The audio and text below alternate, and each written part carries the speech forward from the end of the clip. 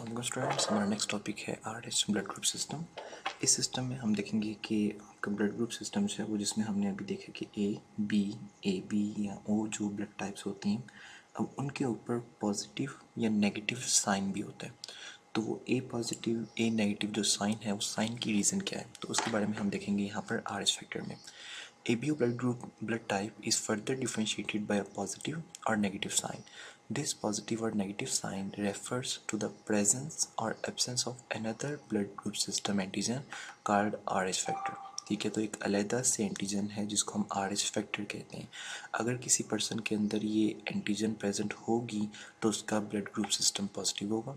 अगर ये antigen absent होगी तो that is called a negative blood group system. The RH blood group system is defined on the basis of RH factor present on the surface of RBC।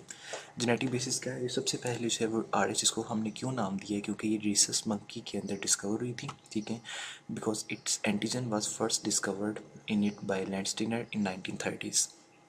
तो 1930s में Rhesus monkey के अंदर सबसे पहले ये antigen जो है discover हुई, तो इसलिए इसका नाम जो है हमने क्या रखा है, RH ब्लड ग्रुप सिस्टम या RH फैक्टर भी इसको कहते हैं। जीन्स ऑफ देखिए RH ब्लड ग्रुप सिस्टम की, हमने अभी देखा कि ABO जो ब्लड ग्रुप सिस्टम है उसकी जो जीन है वो क्रोमोसोम 9 के ऊपर प्रेजेंट होती है और उस जीन की 3 अलील्स थी, IA, IB एंड स्मॉल आई।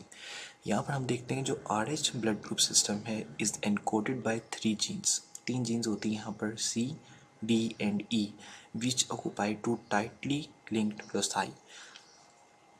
इन तीनों जीन्स में से जो मोस्ट इम्पोर्टेंट जीन है जो आपके पास है वो आगे RH फैक्टर प्रोड्यूस करने में हेल्प करती हैं, वो आपके पास है जीन D।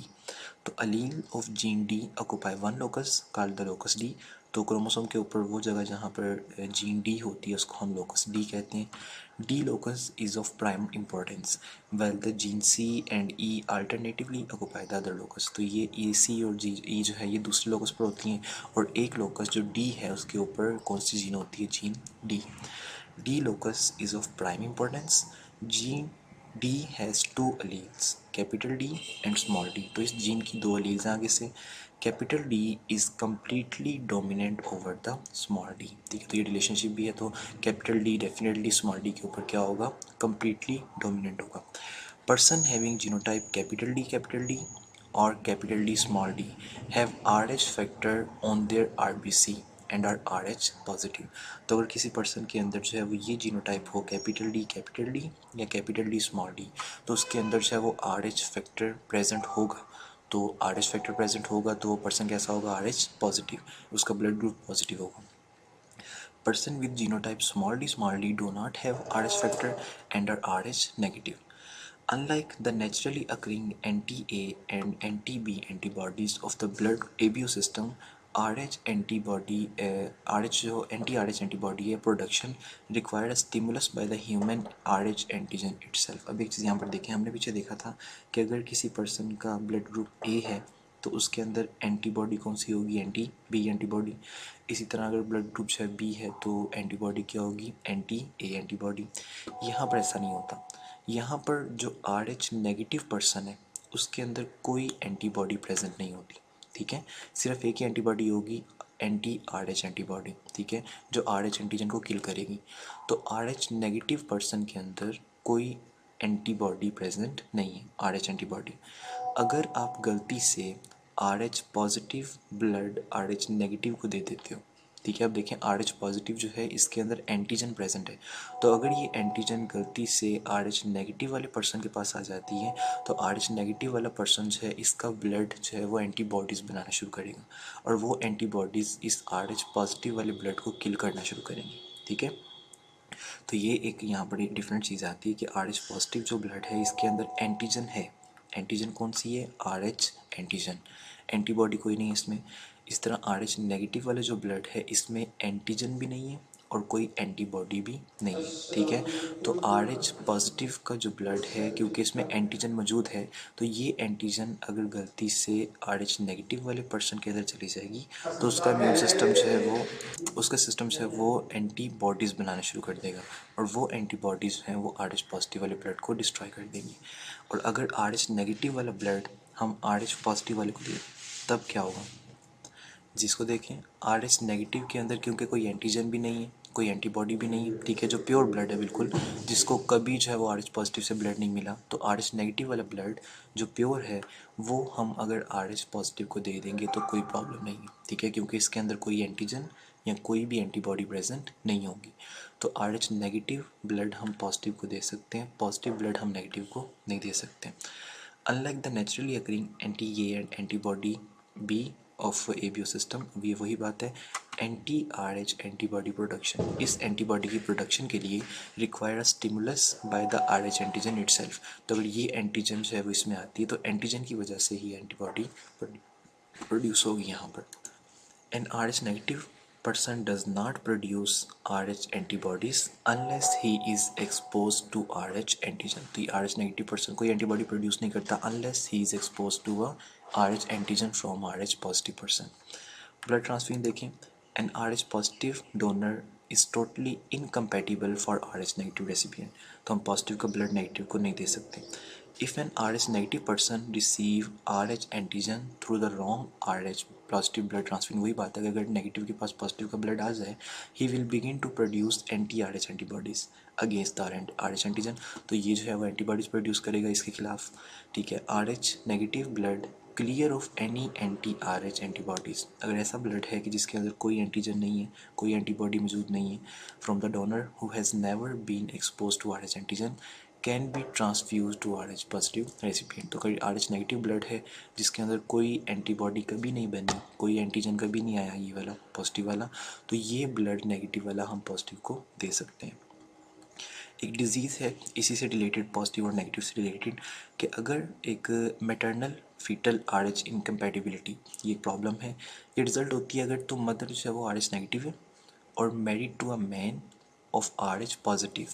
अगर ये जो है मदर आर एच नेगेटिव है और जो फादर है वो कैसा है, आर एच पॉजिटिव, और इसका बेबी जो है वो भी आर एच पॉजिटिव हो जाता है। अब यहाँ पर प्रॉब्लम आएगी कि मदर आर एच नेगेटिव और उसका बेबी कैसा हो गया, आर एच पॉजिटिव, ठीक है। If the man genotype is capital D all of their offspring capital D small D will be are H positive, ठीक है। अगर इसको जो है वो हम यहाँ पे बना लें तो यूँ हो सकता है कि अगर जो है वो मदर, हमने देख लिया कि मदर जो है वो आर एच नेगेटिव है, ठीक है। जैसे ये देखें कि मदर जो है उसके अंदर जीनोटाइप ये होगी और जो फादर है, ठीक है, ये मदर, ठीक है, और फादर जो है उसकी दो जीनोटाइप्स हो सकती हैं क्योंकि ये पॉजिटिव है और मदर कैसी नेगेटिव। तो नेगेटिव है तो ये जीनोटाइप होगी, पॉजिटिव है जो दो जीनोटाइप हो सकती हैं, कैपिटल डी स्मॉल डी या कैपिटल डी कैपिटल डी। अगर तो फादर की जीनोटाइप ये हो तो इसके गेमीट्स बनेंगे कैपिटल डी स्मॉल डी, यहाँ से मदर के गेमीट्स, ठीक है, जो इनके बेबीज़ होंगे कैपिटल डी स्मॉल डी, ठीक है, फिर second small D, then again capital D small D and small D. तो 50% हम कहते हैं कि 50% जो बेबीज़ होंगे वो आर एच पॉजिटिव होंगे और 50% जो बेबीज़ हैं वो आर एच नेगेटिव है, ठीक है।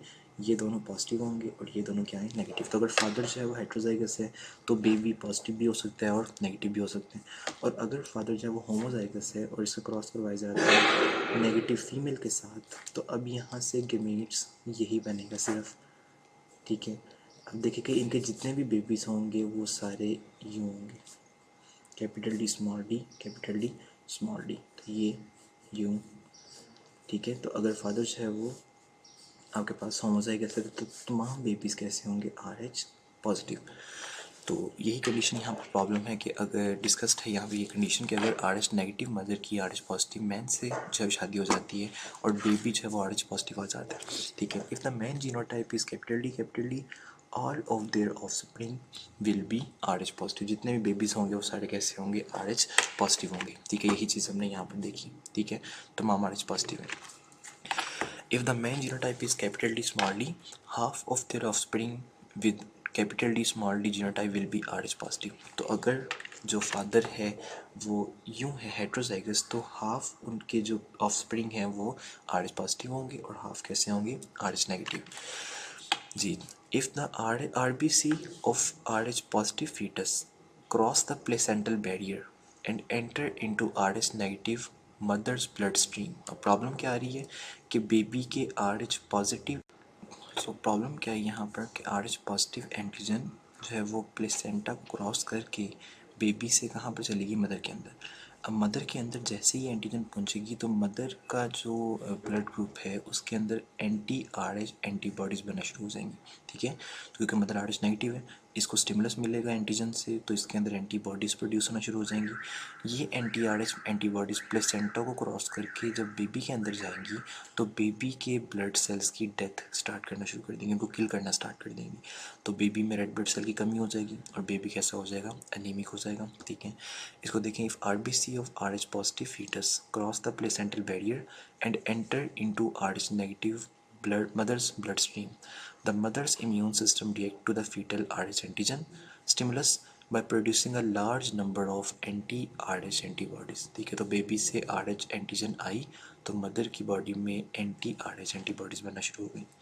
When the mother's anti-RH antibodies seep through the placenta into the blood circulation of fetus, they start hemolysis, तो ये blood cells of baby को destroy करना शुरू कर देंगी of RBC of fetus। As the destruction continues the fetus become anaemic, तो baby के अंदर रेड ब्लड सेल की कमी हो जाती है, ऑक्सीजन की कमी हो जाएगी तो वो एनीमिक हो जाएगा। The anemic fetus start to release immature erythroblasts, ठीक है, उसके अंदर से red blood cells immature release होना शुरू हो जाएंगे।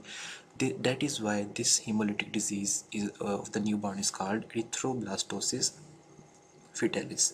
तो फीटस के अंदर एरिथ्रोसाइट्स जो हैं उनमें प्रॉब्लम आती है, एरिथ्रोब्लास्ट जो हैं वो प्योर इमेच्योर रिलीज होना शुरू हो जाते हैं, तो इसलिए इसका नाम एरिथ्रोब्लास्टोसिस फिटेलिस है। इसमें देखें फर्दर कि कंडीशंस हैं वो ख़तरनाक जो है वो हो जाती हैं कि बेबी में क्या क्या प्रॉब्लम आ सकती हैं। द अनीमिया में लीड टू एबॉर्शन और स्टिल बर्थ, तो बेबी में अनीमिया हो गई तो उससे एबॉर्शन हो सकता है या बेबी की वैसी बर्थ हो जाएगी, still birth. Even if the pregnancy continue the liver and spleen of the fetus swell as they rapidly produce RB। Fetus का जो स्प्लीन और लीवर है, क्योंकि ये रेड ब्लड सेल बना रहे होते हैं और बेबी में रेड ब्लड सेल की कमी हो गई है तो ये ज़्यादा रेड ब्लड सेल प्रोड्यूस करने की वजह से स्वेल कर जाएंगे। The breakdown product of RBC called bilirubin also accumulate in the fetus, तो जब RBC की ब्रेकडाउन होती है, ठीक है, तो बिलीरुबिन केमिकल रिलीज होता है, वो भी फीटस की बॉडी में इकट्ठा हो जाता है। Bilirubin damages his brain cells and turn his skin and whites of the yellow, ठीक है, उसकी स्किन को जो है वो उसका कलर चेंज करता है, ठीक है, and whites of the eye yellow, eye जो है वो वाइट्स ऑफ द आई, मतलब इसमें यह है कि जो बिलीरुबिन है वो उसकी स्किन का और आइज़ का कलर, जो जॉन्डिस में कंडीशंस होती हैं कि आइज़ येलो हो जाती हैं, तो आइज़ का कलर जो है आइज़ की जो वाइट है उसको टर्न कर देता है किसको, किसमें, येलो में। तो आइज़ की जो वाइट वाला हिस्सा है वो येलो शो होना शुरू हो जाता है, that is called jaundice. So the baby if born alive suffer from severe haemolytic anaemia and jaundice. Treatment क्या है, अब बेबी के जो है उसमें हमने RH एंटीजन चली गई हुई है यहाँ प्रॉब्लम में, ठीक है, RH एंटीबॉडी चली गई हुई है, ठीक है, बेबी की जो है बॉडी में, इसको हमने क्योर कैसे करना है। Such babies blood should be immediately replaced by RH blood free of anti-RH antibodies, तो बेबी का ब्लड निकाल के उसमें ऐसा ब्लड डाला जाता है जिसमें कोई RH एंटीबॉडी मौजूद ना हो, ठीक है। RH sensitization of RH negative mother is avoided by simple therapy. अब एक और चीज़ है कि यहाँ से जो एंटीजन्स मदर की बॉडी में गई थी, ठीक है, उन एंटीजन्स को पहले ही किल कर दिया जाए, इससे पहले कि मदर का इम्यून सिस्टम एक्टिव हो जाए, ठीक है। तो ट्रीटमेंट है कि मदर की बॉडी में जो है वो हम RH एंटी सीरम इंजेक्ट करते हैं, ठीक है, ऐसा जो है वो सीरम इंजेक्ट करते हैं जिसमें RH एंटीबॉडीज़ होती हैं। तो अगर बेबी से थोड़ी सी एंटीजन निकल जाती है मदर में तो वो एंटीबॉडीज़ फ़ौरन उस एंटीजन्स को डिस्ट्रॉय कर देती हैं, इससे पहले कि वो एंटीजन मदर के इम्यून सिस्टम को एक्टिव करे, ठीक है। तो ये भी एक तरीका जो है वो हम यूज़ कर सकते हैं।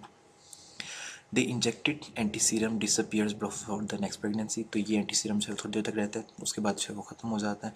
ये इंजेक्शन जो है वो मदर को लगाए जाते हैं अर्ली प्रेगनेंसी में और आफ्टर बर्थ। समटाइम, अच्छा ये एक इंपॉर्टेंट चीज़ है, sometime a mild ABO incompatibility protect the baby against a more severe RH incompatibility. जो ABO इनकम्पैटिबिलिटी है समटाइम वो बेबी को बचा लेती है RH इनकम्पैटिबिलिटी से। एग्जाम्पल क्या है, अगर मदर जो है वो O नेगेटिव है, मगर O नेगेटिव है, इसका मतलब इसके अंदर एंटीजन कोई नहीं है और एंटीबॉडीज़ दोनों है, एंटी ए एंटीबॉडी भी है और एंटी बी एंटीबॉडी भी है, तो मदर के अंदर एंटीबॉडीज़ दोनों हैं ठीक है, और उसका जो बेबी है वो ए पॉजिटिव है या बी पॉजिटिव है। हम फॉर एग्जांपल एक ही स्टडी कर लेते हैं कि मदर जो है वो ओ नेगेटिव है और बेबी कैसा है, ए पॉजिटिव, ठीक है।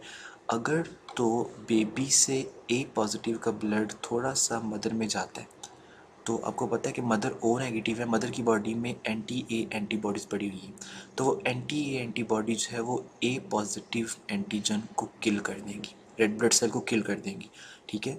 तो जो एंटी ए एंटीबॉडीज़ हैं वो उस रेड ब्लड सेल को ए एंटीजन वाले रेड ब्लड सेल को किल कर देती हैं, इससे पहले कि पॉजिटिव नेगेटिव का रिएक्शन हो, ठीक है। वो ए एंटीजन ही क्या करती हैं, ए एंटीबॉडीज़ ही क्या करती हैं, ए एंटीजन को किल कर देती हैं। तो यहाँ पर देखें कि जो ए बी ओ इनकम्पेटिबिलिटी है उसकी वजह से आर एच इनकम्पेटिबिलिटी जो है वो शो नहीं हुई, ठीक है, उसने बचा लिया है।